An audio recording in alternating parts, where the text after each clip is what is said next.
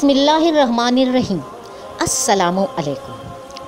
قرآن پاک شاہکار ایسا ہے کہ جو اپنے اعجاز اور افتخار کے باعث یوں تو اپنے طرز بیان اور اپنے ایک شاعرانہ نصاب کی بدولت پوری دنیا میں ایک اہمیت رکھتا ہے۔ سائنسی طور پر بھی قرآن پاک کے ایک ایک لفظ کی وہ توجیہ اور وہ تشریح سامنے آ چکی ہے کہ بہت سے دنیا بھر کے جیت سائنسدانوں نے تسلیم کیا ہے کہ یہ ایک آفاقی کتاب ہے جس کا کسی بھی انسان سے اس لحاظ سے کوئی تعلق نہیں ہے کہ کسی انسان نے اس کو تخلیق کیا ہو۔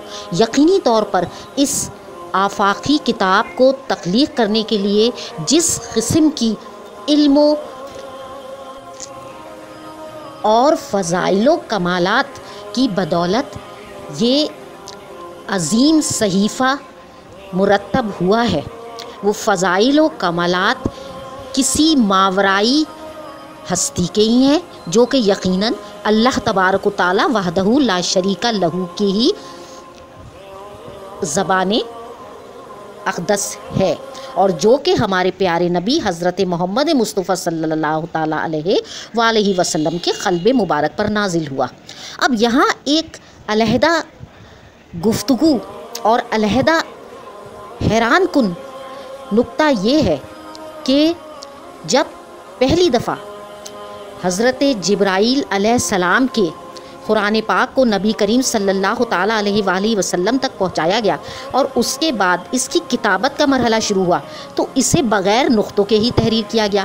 جن اصحابہ کرام نے بھی اپنے طور پر تھوڑی تھوڑی یہ آفاقی کتاب درج کرنی شروع کی، انہوں نے اس میں نقطے نہیں لگائے۔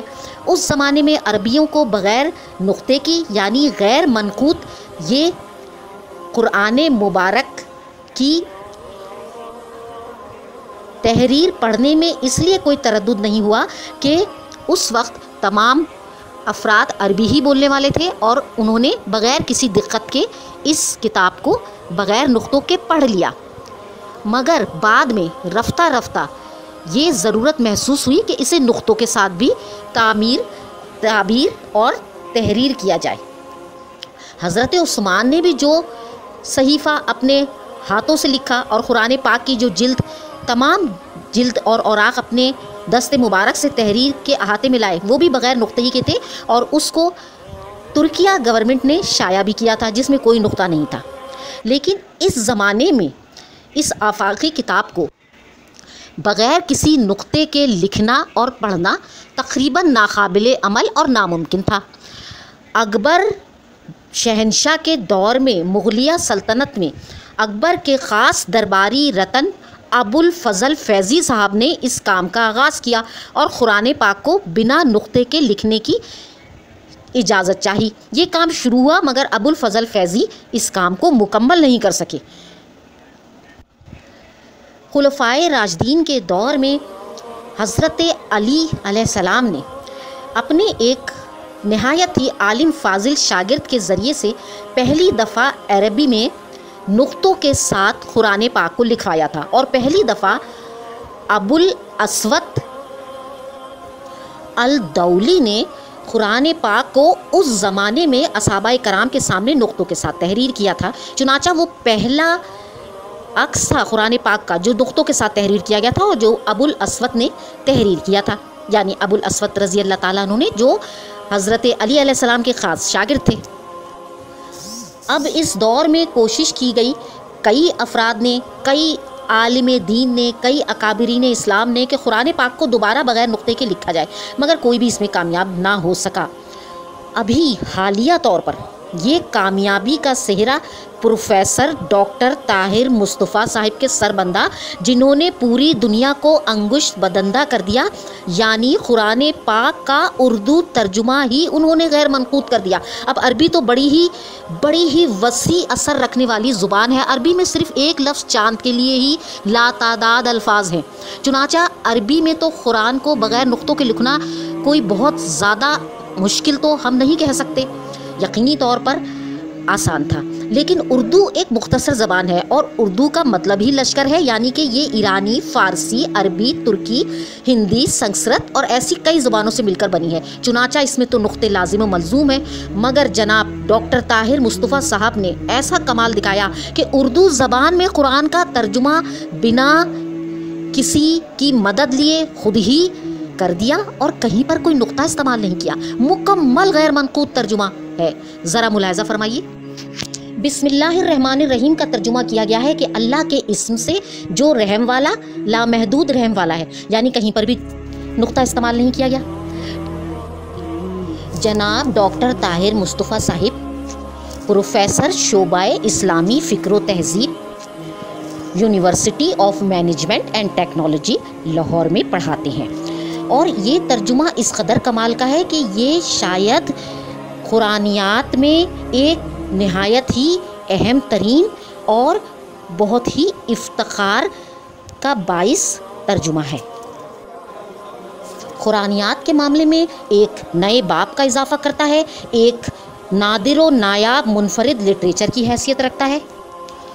और कमाल की हद तो ये है कि इस तर्जुमे में 99% अल्फाज उर्दू के इस्तेमाल हुए हैं, दीगर ज़बानों के अल्फाज सिर्फ 1% है, यानी 99% उर्दू के अल्फाज को इस्तेमाल करके, हालांकि उर्दू में अल्फाज का ज़ख़ीरा काफ़ी कम है, फिर भी उसे इस्तेमाल करके उन्होंने गैर मनकूद तर्जुमा पेश किया है। सुभान अल्लाह। डॉक्टर साहब फरमाते हैं कि कई दफ़ा एक एक लफ्ज़ का तर्जुमा ही नहीं जहन में आता था। हफ्तों गुजर जाते थे, दोस्तों से पूछते थे, तहक़ीक़ करते थे और मुख्तलिफ़ मक़ालात पढ़ते थे, फिर जाके एक तर्जुमा जहन में आता था। कहते हैं कि ये सिर्फ़ अल्लाह की नज़र करम है कि वो ये अजीम काम करने में कामयाब हुए, माशाअल्लाह। डॉक्टर साहब का PhD मक़ाला अस्माउन नबी के नाम से मशहूर व मारूफ़ मक़ाला है और इसे भी काफ़ी शोहरत हासिल है। डॉक्टर साहब ने महज 2 बरस में कुरान पाक के गैर मनकूद तर्जुमे को पाया तकमील तक पहुंचा दिया।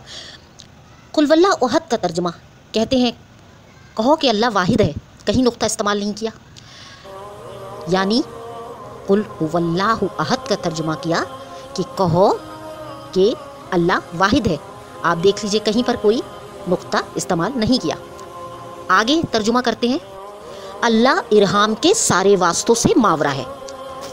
सवाल ही मादूम कि वो किसी की औलाद हो और उसकी कोई औलाद हो, सवाल ही मादूम कि कोई उसके मसावी हो।